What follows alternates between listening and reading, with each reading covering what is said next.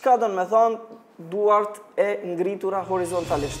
Од пред 10 години со новиот закон за сообраќај, возачки испит не се полага во автошколите кои имаа сопствени комисии. Наместо тоа се отворија испитни центри на кои Министерството за внатрешни работи преку конкурс им доделува лиценци со важност од 10 години.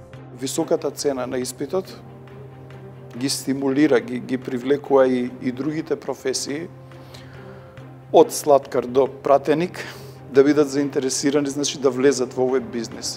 Во земјава има вкупно 8 испитни центри, по еден во секој сектор за внатрешни работи на МВР. Граѓаните мора да го полагаат испитот во центарот што го покрива нивното место на живење. Тоа на ниво на РМ изгледа дека не е монопол, меѓутоа регионално е. Ваквото законско решение постојано остава цели региони без можност за полагање возачки испит. Струмица не треба да се затвора, него треба уште еден да се отвори. Зошто државата создава регионални монополи и треба ли да има повеќе испитни центри во еден регион?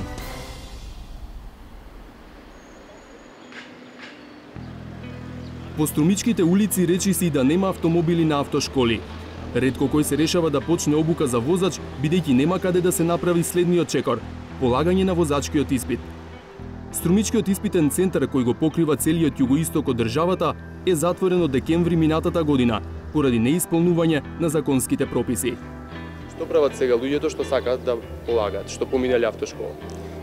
Ништо, чекат да се отвори испитниот центар, немаат друго решение. Се надам дека што побрзо ќе дојде до решение за овие работи, дека доста деца чекаат за мои другари. Најдобро е значи под државна капа, а приватен бизнес е друго. Струмичани не се без решение, но Во ваков случај, кога испитниот центар во еден регион е затворен од било која причина, законот дозволува кандидатите за добивање возачка дозвола да можат да го полагаат својот возачки испит во некој од останатите испитни центри во земјава по сопствен избор. Тоа значи дополнително време и пари. Ако не се пушта, ќе видам. Ќе одам и у Радовиш не бил. А кај ви е најблиску сега за одење? Штип. Тоа е непотребно во ова денешно време, како што е економијата така тешка и да се изложи од неизлишни трошкови. Со ваков проблем изминативе години се соочуваа и други региони. Во 2014 беше затворен испитниот центар во Битола. Во 2010 речиси една година без испитен центар беше Велес.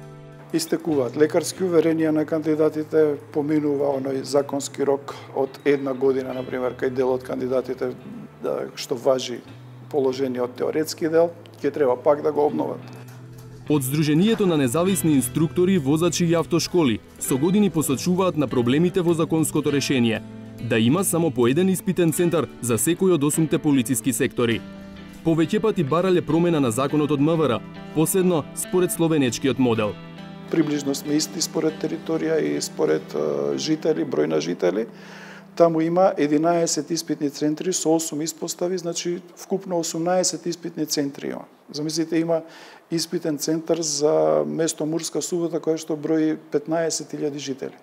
Значи, така да, не е ништо страшно и кој овдека го примениме тој модел, едноставно се со цел да се доближиме, да се заштеди граѓаните, да се надмине она шетање од еден град во друг град. Со по еден испитен центар во секој сектор за внатрешни работи се креираат регионални монополи, велат од Сдруженијето. Последица е стагнација на квалитетот и скапа услуга, споредено со регионот. За пример, во Словенија возачки испит за Б категорија чини околу 80 евра или околу 4900 денари, а кај нас чини речиси 110 евра или 6700 денари. Бројките зборуваат и за исплатливоста на бизнисот. 8 испитни центри во 2017 година свртеле вкупно 3.342.000 евра, од кои 19% или 630.000 евра биле чист профит за нив. Трите испитни центри со најголем ќар се АМСМ испитен центар Скопје 270.000 евра, Европски возач Штип 134.000 евра, а Струмекс Струмица 98.000 евра. Високата цена на испитот ги стимулира, ги привлекува и другите професии, од слаткар до пратеник, да бидат заинтересирани, значи да влезат во овој бизнес. Значи, пак ќе кажам, ние не го сваќаме ова како бизнис, туку како поле, место каде што треба граѓаните да добијат услуга и да го унапредиме сообраќајот. Во моментов се води тивка битка за главниот град, бидејќи во август му истекува лиценцата на Скопскиот испитен центар.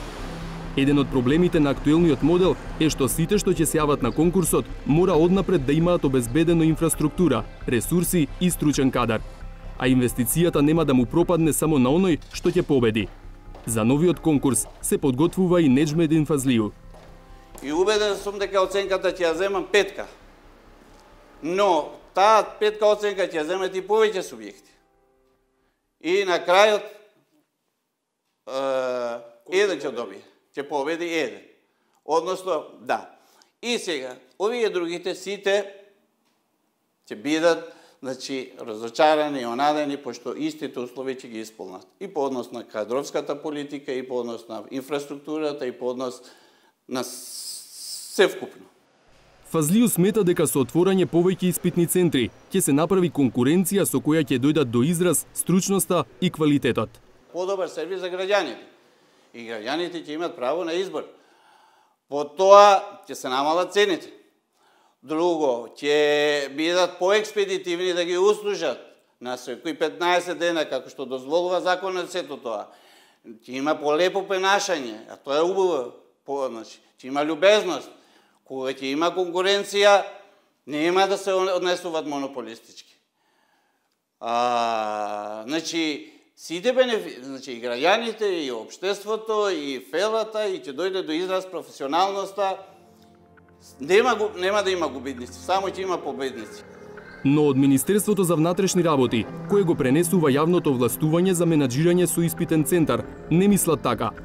Работната група која ги направи последните измени во законот сметала дека отворањето повеќе испитни центри е враќање чекор назад, како пред 2007 година.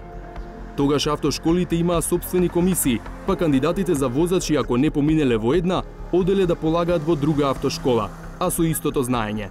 Постојното законско решение оневозможува продуцирање на недоволно квалитетно обучени возачи, односно учесници во сообраќајот. Ова постојано законско решение, кое што предвидува во секој сектор за внатрешни работи да има по еден испитен центар, но со повеќе испитни комисии, овозможува да добиеме квалитетно обучени возачи кои што ќе учествуваат во сообраќајот. Контраргументи на ваквиот став на МВР има универзитетскиот професор Драган Гоцевски. Тој смета дека хаосот со возачките дозволи нема да се повтори ако има соодветна контрола од МВР. Сите оние заинтересирани кои што ќе ги исполнат истите услови кои што важат за сите, можат да се стекнат со лиценца да бидат носители на тоа властување. Обврска на државата во случајов на поголема, поширока или пак целосна либерализација нема да биде да се грижи за финансиската одржливост на поединечен испитен центар. Тоа сами и они врз основа на економската логика. Доколку има побарувачка за таков тип на дејност, они ќе бидат финансиски одржливи. Доколку нема, сами ќе го напуштат. Пазарот е тој кој што ќе воспостави колкав број на чинители ќе обстанат во него.